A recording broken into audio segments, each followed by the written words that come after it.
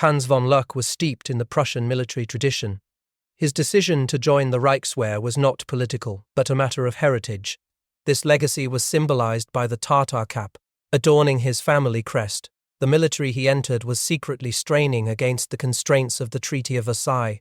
His early years from 1920–30 were characterized by severe training methods in East Prussia. These methods were often senseless and instilled in him a desire for more humane leadership. This philosophical desire found an anchor when von Luck met Captain Erwin Rommel in Dresden. Rommel was already a respected instructor. He offered a vision of command rooted in personal example and tactical acumen. This was a stark counterpoint to the brutal discipline von Luck had experienced. The groundwork for the future Wehrmacht was laid not in open maneuvers, but in clandestine agreements. Germany was forbidden from developing tanks. Instead, the military utilized secret Russian training courses and simulated warfare. In 1931, they famously dressed up small private cars in dummy armor. This was done to practice the concepts of mobile armored warfare championed by thinkers like Guderian and Liddell Hart.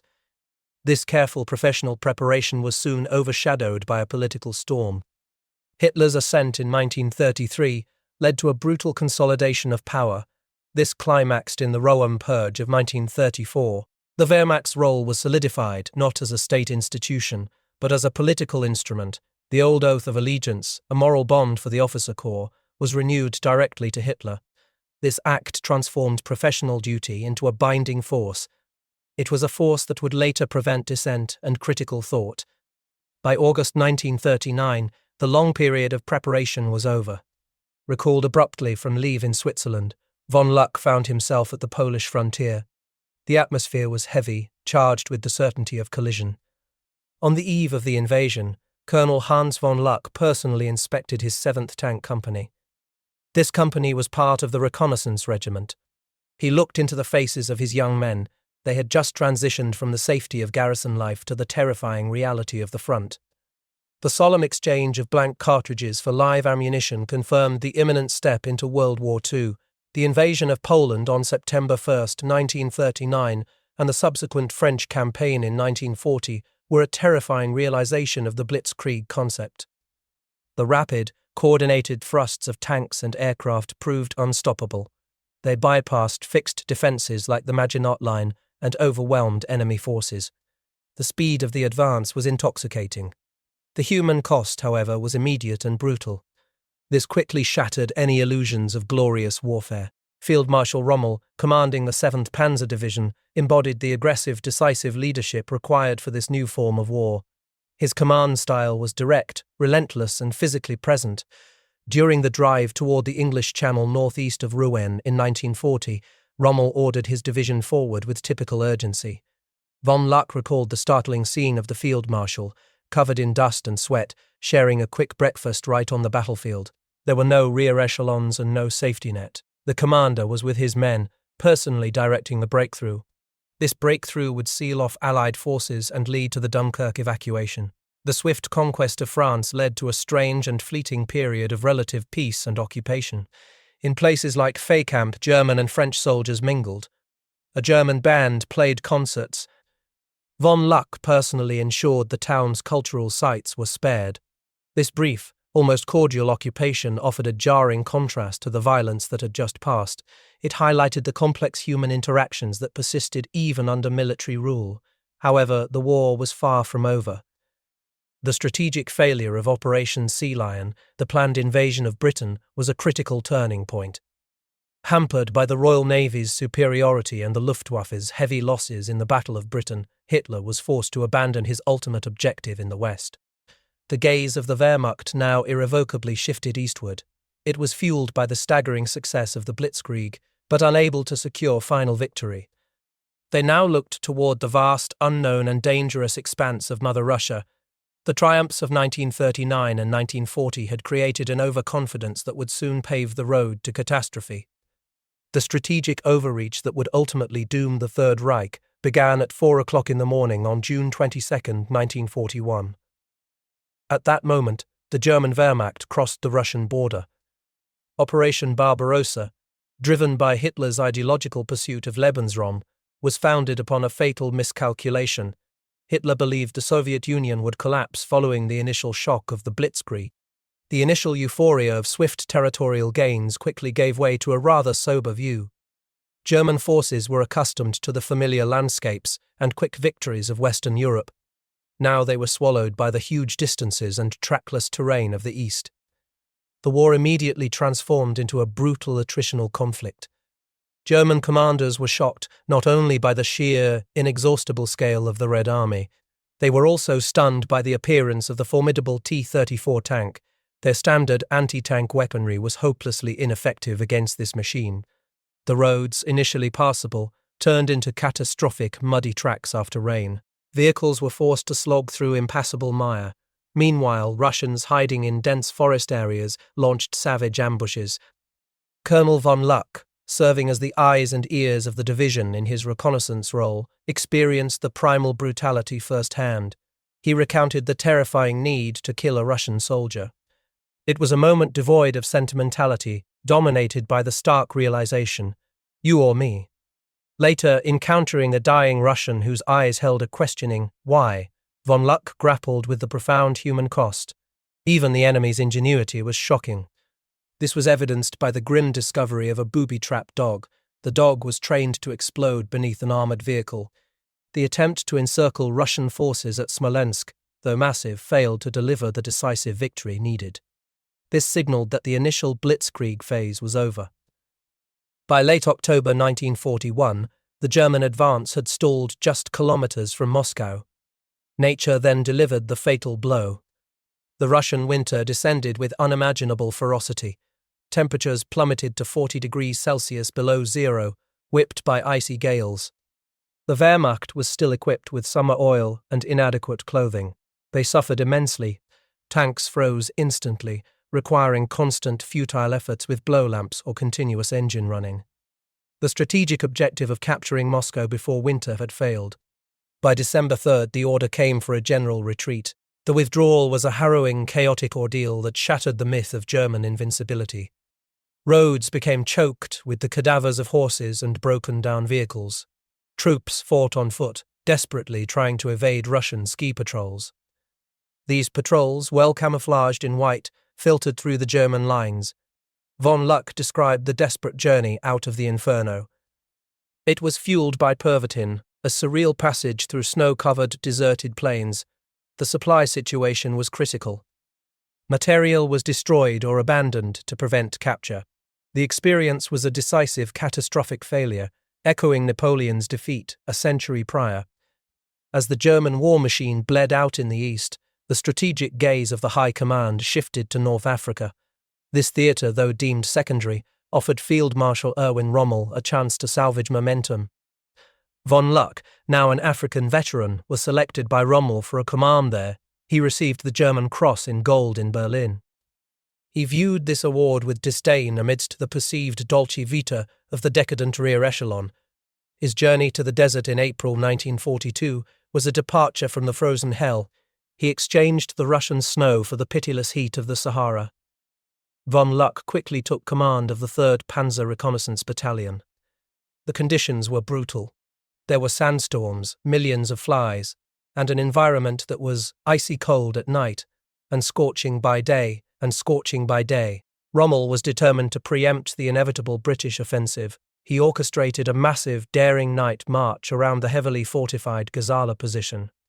Despite the tactical brilliance, the Afrika Korps was crippled by Hitler's indifference and catastrophic logistical failures. Supply lines stretched 2,000 kilometers. The High Command delivered only a fraction of the requested fuel and materiel. The campaign, however, showcased Rommel's genius for mobile warfare. The capture of Tobruk in June 1942 yielded nearly 30,000 prisoners. This provided a much-needed morale boost.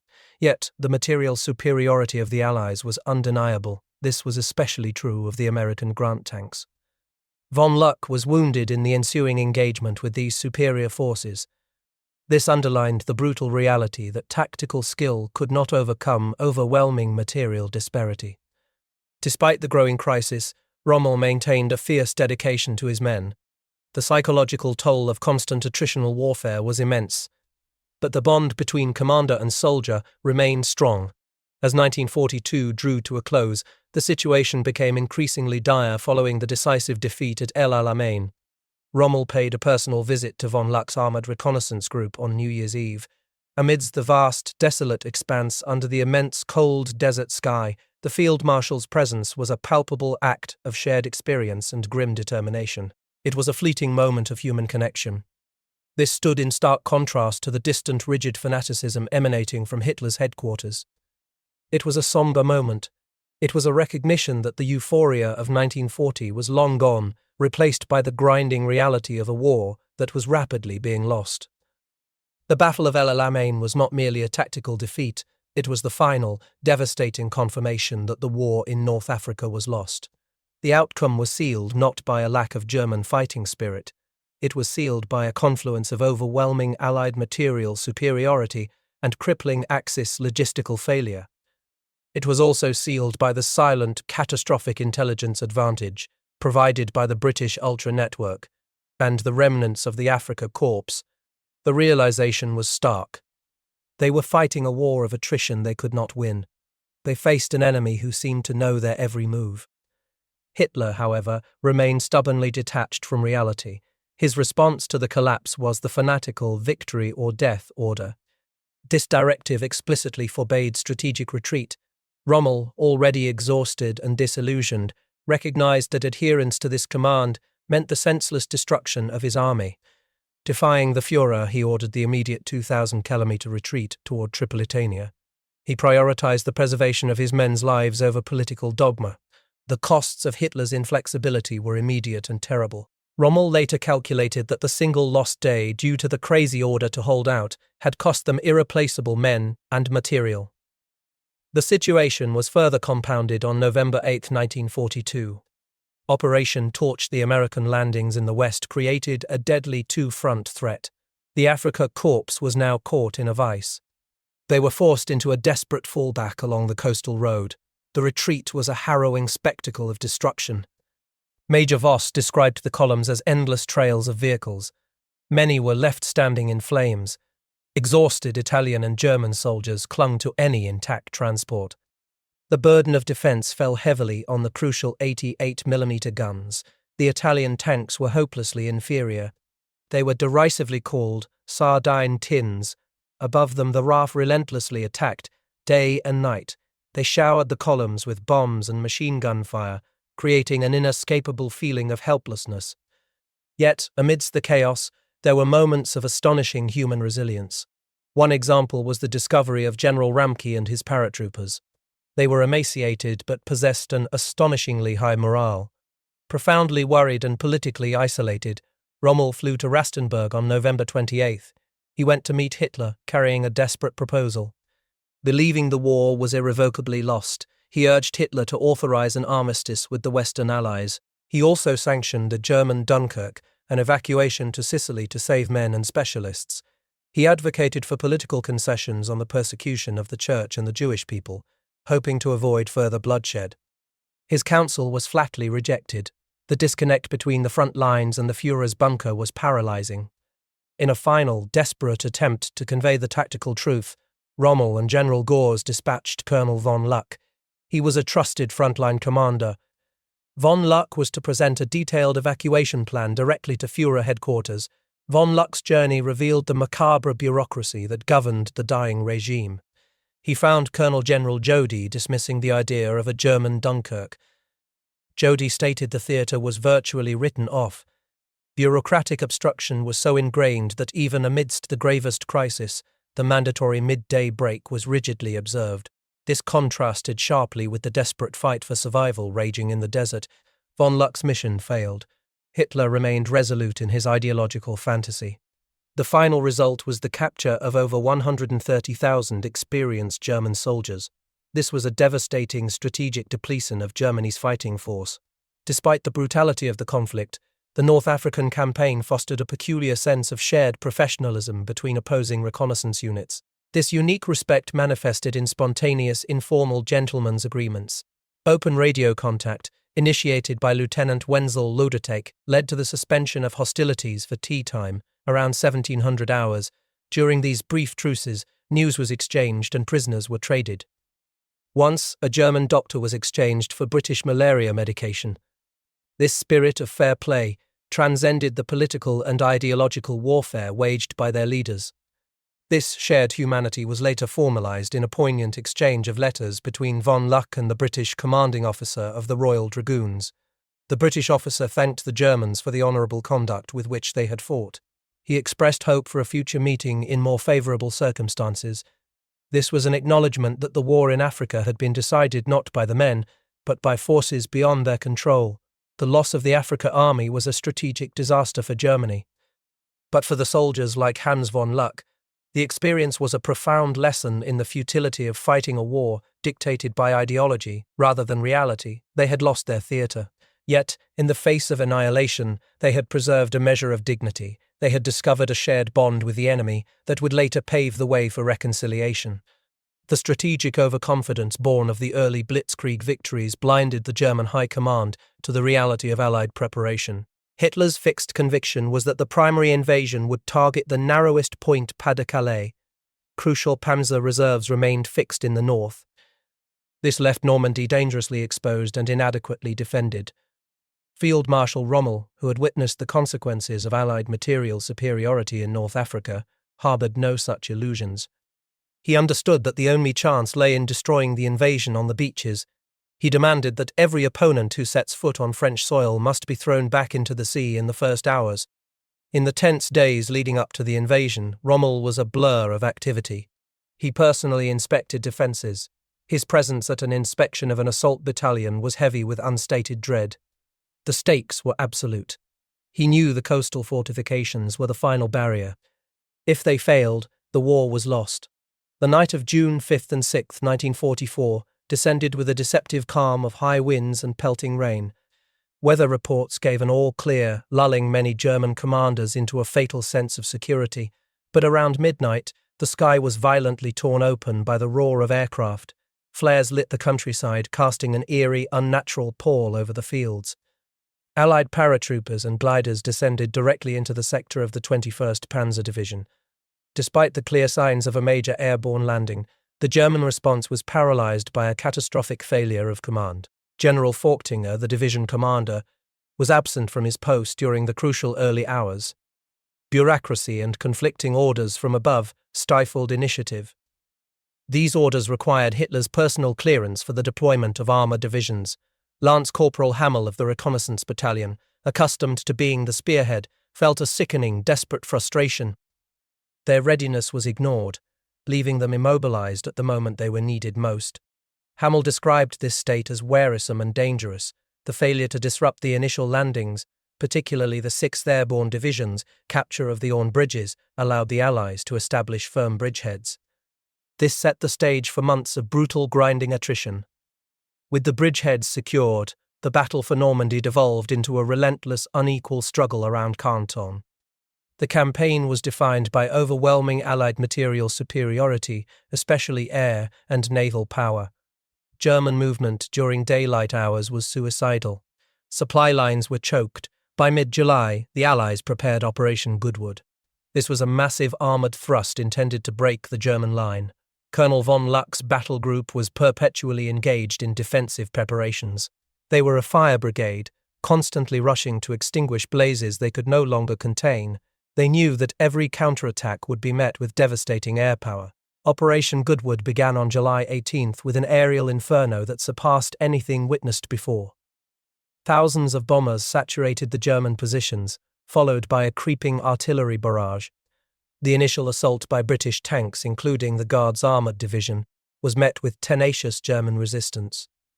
Gerhard Bandermeer, a company commander, vividly described the 2-hour bombardment. He recalled how the ground was turned into an inferno. His men in their trenches felt utterly powerless and waiting to die. The psychological toll was immense. Reports circulated of men committing suicide rather than face the endless shelling. Yet, the German defences held the line. These defences centred on the deadly accuracy of 88mm guns and assault guns positioned near Cagny and the Borgebus Hills. They inflicted devastating losses of an estimated 450 tanks on the Allies. But even as the frontline soldiers fought with desperate tactical resilience, the German command structure was collapsing. The July 20th assassination attempt on Hitler had failed. This unleashed a paranoid purge across the officer corps. Furthermore, Rommel, the only commander with the political clout and strategic vision to manage the crisis, had been severely wounded. He was struck in an Allied air attack just days before Goodwood. The decisive blow came not from the costly frontal assault of Goodwood, but from the west. On July 31st, General George S. Patton executed a swift, brilliant breakout at Avranches. He sent American forces streaming into the French interior. This immediately threatened to encircle the entire German army. The subsequent closing of the gap near Falaise became a catastrophe of unimaginable scale. It trapped between 90,000 and 100,000 German soldiers. The breakout from this pocket was a hellish journey. It was a desperate, chaotic scramble through burning vehicles, dead horses, and relentless Allied artillery and air attacks. The Falaise pocket marked the decisive strategic defeat of the German army in the west. Though many men managed a harrowing escape across the Seine, the Wehrmacht had been shattered. The long, agonizing retreat back to the Reich had begun. This confirmed that the war was irrevocably lost. The final months of the war were a study in fatal delusion. Despite the overwhelming Soviet material advantage, Hitler's increasingly fanatical and unrealistic directives continued to mandate futile, costly offensives. The ratios in the air reached 30-1. The Wehrmacht, stripped of its veterans and professional corps, was reduced to a desperate patchwork of depleted units. They were joined by the tragically inexperienced Volkssturm. These were old men and boys as young as 14 or 15, whose only desire was survival. The endless slogans and proclamations emanating from Hitler's subterranean bunker sounded like sheer mockery to the soldiers fighting for their lives. Following the costly failure of Operation North Wind and the brutal house-to-house fighting in Hatten-Rittershofen, the German army was forced into a final chaotic retreat toward the homeland. The Soviet First White Russian Front under Marshal Zhukov advanced relentlessly. They had consumed 350 kilometers of terrain since January. The end game arrived in April 1945. On April 16th, the final Soviet offensive began. The German defensive lines along the Oder collapsed. Hitler's delayed authorization of strategic withdrawals created the ultimate trap. This was the encirclement of the Ninth Army, including the remaining battle groups of the 21st Division, in what became known as the Howlby Pocket. By the evening of April 19th, these forces were almost completely surrounded. They were separated from safety by over 100 kilometers of hostile territory. The pocket was an inferno of chaos, desperation, and immense suffering. The German units, severely depleted of ammunition and fuel, were jammed onto a highway triangle southeast of Berlin. They were alongside hundreds of thousands of terrified refugees.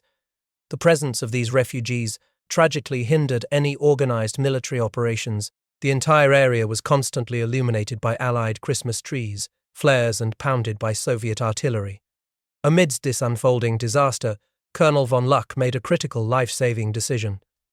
This decision defied the rigid, suicidal orders of the High Command. He found himself trapped near a lake on April 27th. Recognizing the futility of continuing the fight, von Luck famously disobeyed General Mark's directive. He released his unit commanders from their command. He urged them to try and escape to the west in small, independent groups. He prioritized the lives of his men over blind adherence to a failing command structure. Earlier, in a desperate attempt to break out, von Luck had participated in a night attack on Baruth. It was a harrowing engagement of heavy tank duels and close-quarters combat. Here, in the blinding confusion of the nighttime battle, his friend Colonel Pipcom was tragically killed. Pipcom was wearing an SS uniform. His death sealed the fate of the trapped units. The final act of surrender was fraught with pervasive fear. The German soldiers knew the intense hatred and desire for revenge that fueled the advancing Russian forces. Yet, the reality of captivity proved to be a complex mosaic of cruelty and unexpected humanity. After his capture, von Luck was brought before a Russian colonel near the lake.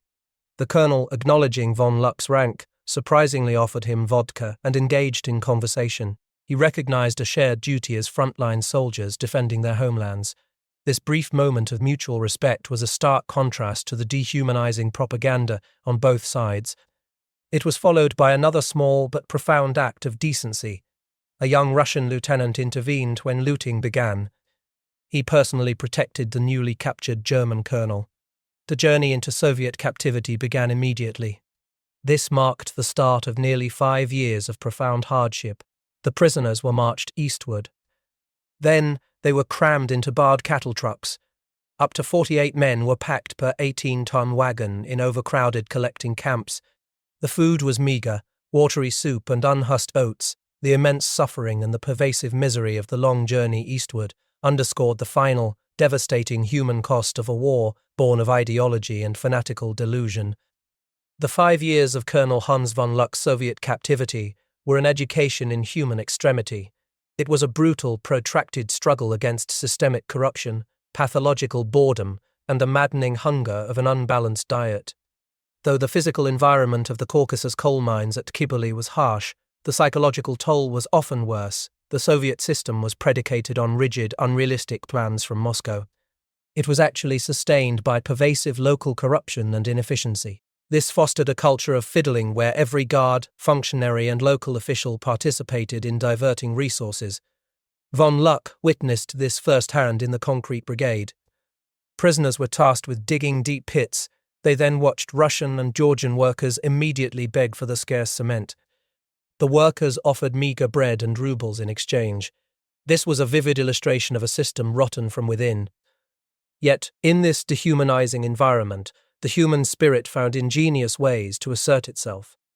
Moscow's mandate for Kultura programs provided a vital paradoxical outlet. Prisoners formed orchestras and theatre groups, finding temporary escape in performance. They even received the small, pragmatic concession of extra gruel from Soviet officer Major Samsharadze for their efforts. The intellectual resistance was even more profound.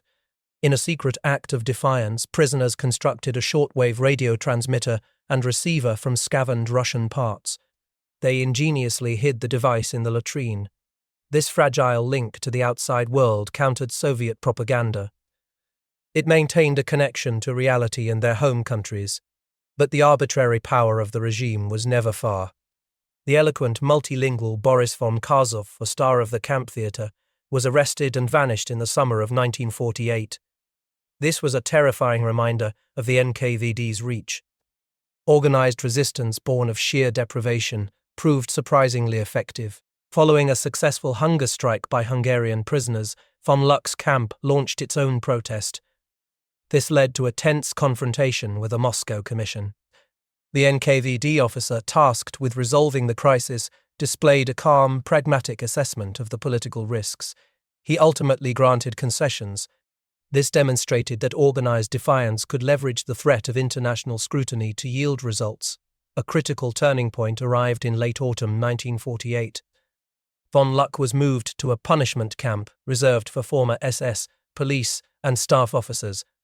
The true battle for his freedom came during a tense nocturnal interrogation at the end of 1949. Von Luck feigned an inability to speak Russian to better observe the proceedings. He engaged in a strategic battle of wills with the Soviet colonel. The fabricated charges were ludicrously claiming he was guilty of stealing eggs. They were quickly dismissed. Von Luck argued for his release with direct, risky honesty. He highlighted their shared duty as soldiers defending their homelands. He expressed admiration for the Russian people, but firmly rejected communism. The interpreter recognized the dangerous but effective nature of the gambit. He noted the colonel's understanding, forged by his own years as a frontline soldier. The moment of release, though long anticipated, was surreal. January 5, 1950, became day zero. The prisoners were hurried onto a train moving west across the vast, snow-covered fields that had witnessed the war's final devastating battles. The uncertainty persisted until the final border crossing into West Germany. There, the moment of freedom was marked by a tense order to disembark, followed by a sudden euphoric release. This was symbolized by the men throwing their caps into the trees. They were met by the German Red Cross. Their profound experience was akin to being born again. But the return home presented an unexpected psychological challenge. Von Luck arrived in Hamburg with 300 Deutschmarks. He discovered that the world he had left behind no longer existed. His fiancée, Dagmar, had advanced in her career. His old room in her apartment felt like a preserved museum, a space frozen in time, disconnected from the present. Their reunion on the coal station platform was marked by shyness and a devastating realization. They had grown worlds apart. Their divergent wartime experiences created an insurmountable chasm. This quiet, mutual acceptance of their separation became the tragicomic end of a romance born in the shadow of war.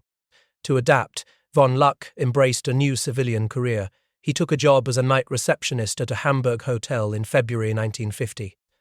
While the city slept, he stood at the desk. He was grappling with the isolation and the stark contrast between his military past and the silent commercial reality of post-war Germany. A seemingly small interaction with a Finnish guest who offered a tip became a pivotal lesson. Von Luck's hesitation, rooted in his old code of honor, gave way to the understanding of a new, pragmatic, commercial mindset essential for survival. This journey from soldier to survivor, from prisoner to civilian, forged an unshakable belief in the potential for reconciliation. Von Luck maintained enduring bonds with his former camp comrades through the Camp 518 Association. They shared the indelible experience of their shared suffering. More profoundly, he reached across the battlefield lines to build lasting friendships with former adversaries. Most notable was British Major John Howard, the liberator of Pegasus Bridge. He also achieved a moving personal reconciliation with Madame Gondry, the French owner of the Café Gondry. She had been consumed by hatred for Germans after the war. She was eventually persuaded to forgive and reconcile. In later years, lecturing to younger generations, Hans von Luck challenged the monolithic portrayal of the German soldier. He explained how many, like himself, were disillusioned by the war's futility. They realized that ideology had brought misery to Europe. His life, he reflected, had been spent as a prisoner of my time. He was bound first by duty and then by years of captivity. But as a human being, he felt no guilt. He only hoped that young people would never allow themselves to be so misused. His ultimate message was forged in the trenches of the East, the sands of Africa, and the misery of the Caucasus. It was a powerful cautionary tale against intolerance, ideology, and propaganda. He emphasized that over 150 wars have been waged since his own conflict ended. His experience stands as a testament to the enduring human capacity to heal, to understand, and to forgive. He concluded that, to forget is good but hard, to forgive is better. Best of all is reconciliation.